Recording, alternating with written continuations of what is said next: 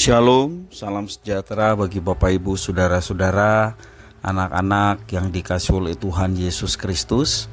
Jumpa kembali bersama saya Pendeta Eka di dalam renungan firman Tuhan pada hari ini, hari Rabu 18 Oktober 2023. Sukacita dan damai sejahtera dari Tuhan Yesus kiranya menyertai hidup kita sekalian. Puji nama Tuhan. Pembacaan firman Tuhan hari ini sampai pada pembacaan Kisah Para Rasul pasal yang ke-15. Kiranya firman Tuhan memberkati kita sekalian. Baik, sebelum kita akan merenungkan bagian firman Tuhan hari ini, mari kita akan berdoa bersama-sama. Tuhan Allah Bapa di surga, di dalam nama Tuhan Yesus, kami datang pada Tuhan mengucapkan syukur terima kasih buat kasih, sayang, dan pemeliharaan Tuhan atas kami sampai pada hari ini. Biarlah semua kebaikan Tuhan yang boleh kami alami membuat kami semakin mengenal pribadi Tuhan, dan pengenalan akan Tuhan membawa kami hidup dalam ketaatan akan firman-Mu. Karena itu setiap kali kami membaca, merenungkan bagian firman Tuhan, Engkau berkenan memampukan untuk kami dapat memahaminya, serta menuntun kami untuk menjadi pelaksana-pelaksana firman Tuhan. Terima kasih Bapa, inilah diri kami sedia belajar firman-Mu. Demi nama Tuhan Yesus kami berdoa. Haleluya. Amin. Dalam Kisah Para Rasul pasal 15 ini yang menjadi perenungan kita ayat 35 sampai 41, saya akan membacakan bagi Bapak Ibu Saudara sekalian. Demikian firman Tuhan. Paulus dan Barnabas tinggal beberapa lama di Antiokhia. Mereka bersama-sama dengan banyak orang lain mengajar dan memberitakan firman Tuhan. Tetapi beberapa waktu kemudian berkatalah Paulus kepada Barnabas, "Baiklah kita kembali kepada saudara-saudara kita di setiap kota, di mana kita telah memberitakan firman Tuhan, untuk melihat bagaimana keadaan mereka." Barnabas ingin membawa juga Yohanes yang disebut Markus. Tetapi Paulus dengan tegas berkata bahwa tidak baik membawa serta orang yang telah meninggalkan mereka di Pamfilia dan tidak mau turut bekerja bersama-sama dengan mereka. Hal itu menimbulkan perselisihan yang tajam, sehingga mereka berpisah dan Barnabas membawa Markus juga sertanya berlayar ke Siprus.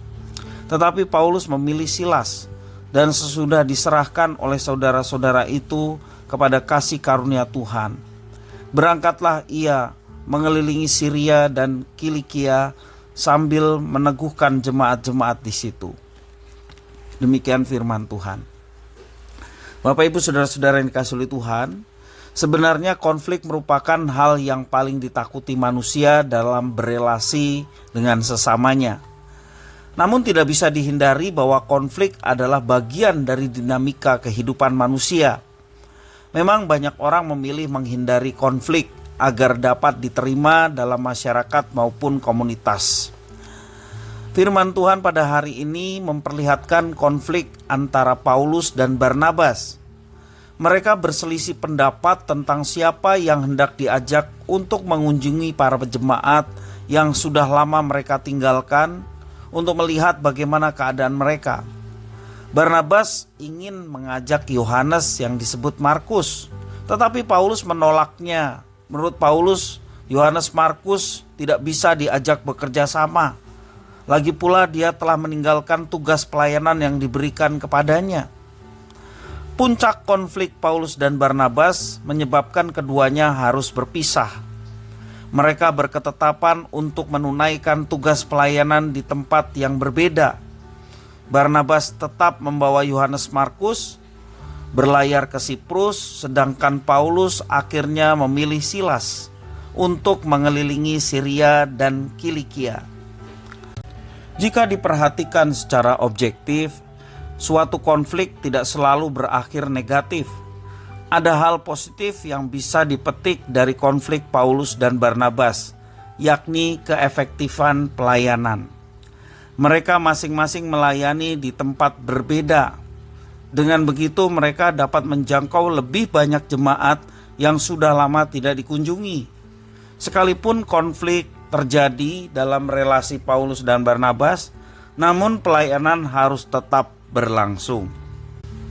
Bapak Ibu Saudara-saudara yang dikasihi oleh Tuhan Yesus Kristus, Tuhan terkadang memakai konflik di tengah kehidupan orang percaya untuk menyatakan rencananya. Konflik jika berakhir dengan baik akan membangun solidaritas.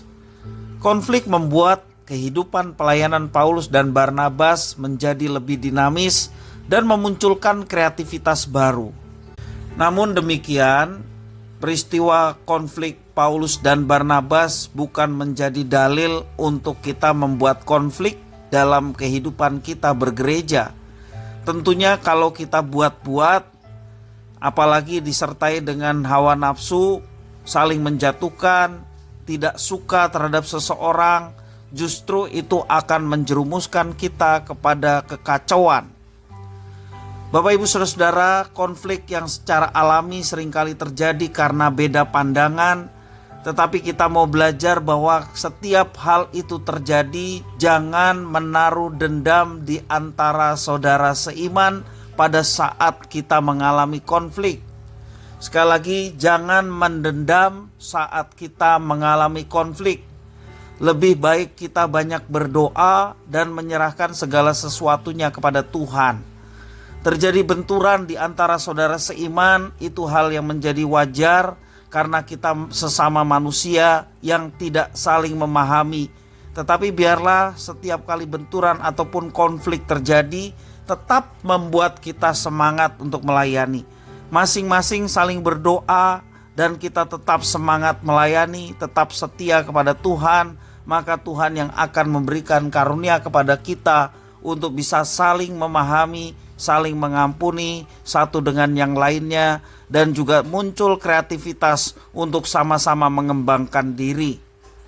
Kita harus move on, karena itulah yang seharusnya dikerjakan oleh setiap orang percaya.